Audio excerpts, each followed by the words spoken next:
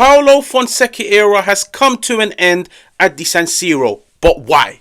That is the million-dollar question. But why? Did Paulo Fonseca deserve more time? Was he hard done by? At the end of the day, every manager will be judged of results, play style, and their ability to get the best out of the squad that they have at their disposal. When I look at Paulo Fonseca's Milan, in my opinion, this was a change that was necessary. And it's been a long time coming. For me, it was a ship that was sinking. Besides the win in the Milan derby, Milan haven't looked good under Fonseca. He leaves them 8th in the league, having secured 7 wins, 6 draws and 4 defeats. The play style, nobody knows. I've watched Milan this entire season. I've seen them go from formations of a back 3 to formations of a back 4 to having 2 attackers in Tammy Abraham and Alvaro Morata to just Tammy Abraham to just Alvaro Morata. I've seen them at times rely heavily on Christian Pulisic, and once Christian Pulisic picked up an injury, it was a Milan team that was struggling. I've seen Paulo Fonseca have a roller coaster of a relationship with AC Milan's best player, Rafa Leao. It's a relationship that I know for a fact neither of them will speak of highly. Did he get the best out of Milan's best players? You could say yes and you could say no. He got the best out of Pulisic, he got the best out of Reinders, but he didn't get anything out of Theo Hernandez. He didn't get a lot out of Rafa Leao. Was the play style dominant on the ball? No. Was the play style dominant off the ball? No. Did he show he can tactically compete in the Serie A? In my opinion, no. It was time for a change. But who is the replacement? Who is the replacement to replace Paulo Fonseca at Milan? And it is now time to introduce the era of Sergio Conceição. Sergio Conceição. Now, what do we know about Sergio Conceição? What is his style of play? What is his favoured formation on the ball, off the ball? Which players will love his management approach, his philosophy? Which players will shine under him? What has Sergio Conceição done in his career to earn the move to represent AC Milan? What are the things that stand out in his career? This is the man that ended Benfica's 4-year dominance of Liga NOS. This is a man that won 3 league titles in 7 years. This is a man that finished 2nd in 3 different years. This is a man that had a team that scored 812 goals in the Liga NOS whilst conceding 314. But on top of everything, this is a man that built a team in Portugal that had a 72.3 win percentage. What does that tell you about Sergio Conceição? It tells you he's a manager that can compete.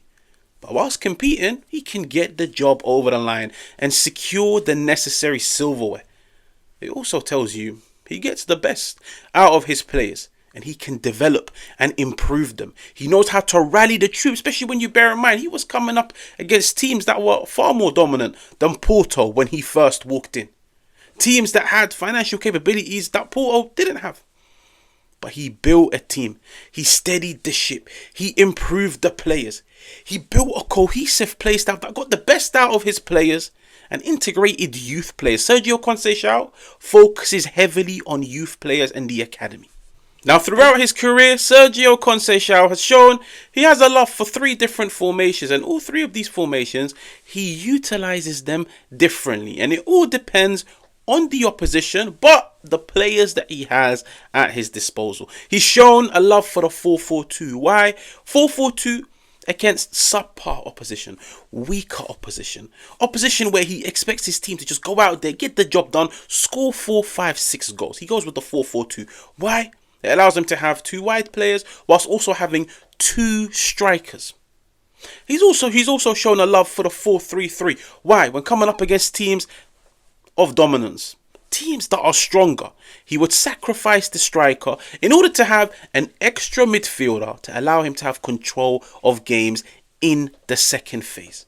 And sometimes he wants the best of both worlds. He goes with the 4-2-3-1, having a very aggressive pivot, 3 attackers in behind the number 9. Now, Conceição's team's in build-up set up in a 4-3-3.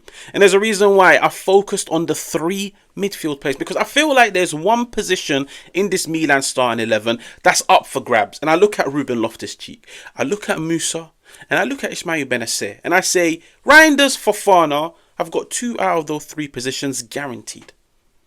Which one of you can step up to the plate and earn that 3rd spot? Because when you look at the roles, they vary in all 3 of those midfielders. You've got the ball progressor, the box-to-box in Reinders. You've got the duel winner, the aggressive anchor in Fofana. But now Sergio Conceição likes his 3rd midfielder to be a player that can step forward, that can engage with the opposition, that can win the ball higher up the field. And I mainly look at Musa and Ismail Benacer for their aggression, their tenacity, but their mobility in central areas. And for me, I would really roll the dice on Ismail Benacer in that position. Of course, as long as he can prove he's reliable and he's put the injuries behind him. But this is how I think the 4-3-3 can be used at AC Milan. Now let's look at Milan offensively in the 4-3-3. 4-3-3, I have my eyes on one player, and it's Rafa Leão. Sergio Conceição loves a player that he can utilize in 2 different zones of the offensive half. The player that had this responsibility in his FC Porto team was Conceição, his son, who represents Juventus.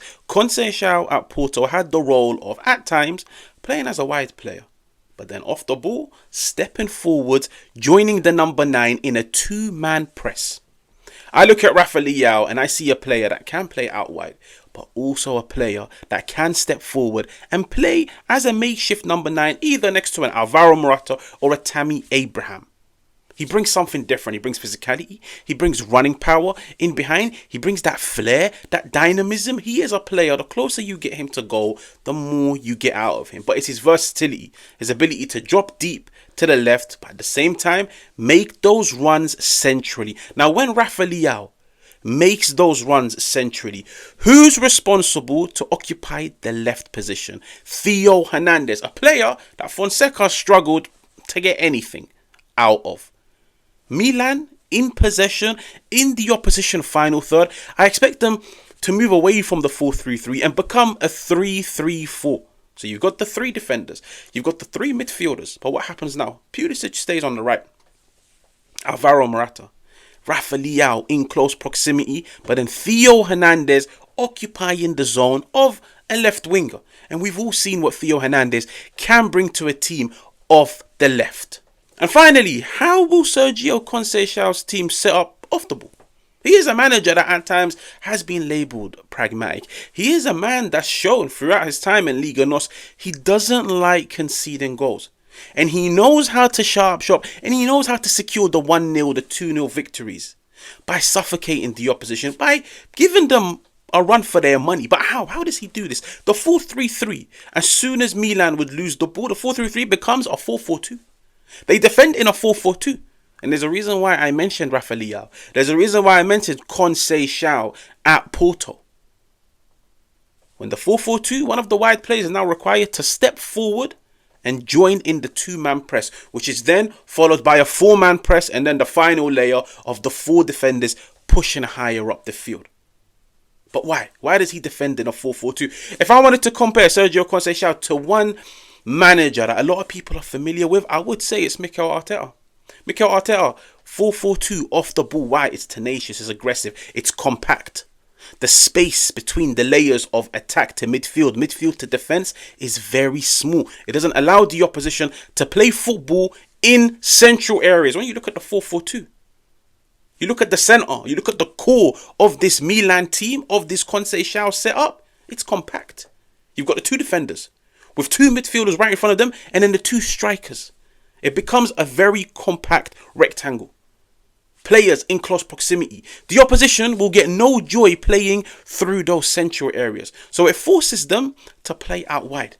But this is where now I look at the 2 strikers. You could see the little connected dots. You could see the triangles. Conceição makes sure his team is always compact, centrally and out wide. Now centrally, we've already said, he's got the centre halves, he's got the midfielders, and he's got the 2 attackers. But out wide, he now has the wide player. He now has the left-sided midfielder, and he has the left-sided number 9. That becomes a little triangle. Once you combine that triangle, now the opposition players will be getting pressed from every possible angle. From behind, from forwards, from the right. We could look at the other side. They will get pressed from behind, forwards, from the left. No passing angles. No space to turn. And that is what Conceição requires of his teams. It's going to require a lot of hard work off the ball. As you can see, at times, Leao would be playing out wide. Then he'd be required to make those runs centrally. But off the ball, he has to occupy a central zone when pressing. But once the first line of press is beat, Rafa Leao, just for example, Rafa Leao will now be required to drop deep and help his teammates on the left-hand side.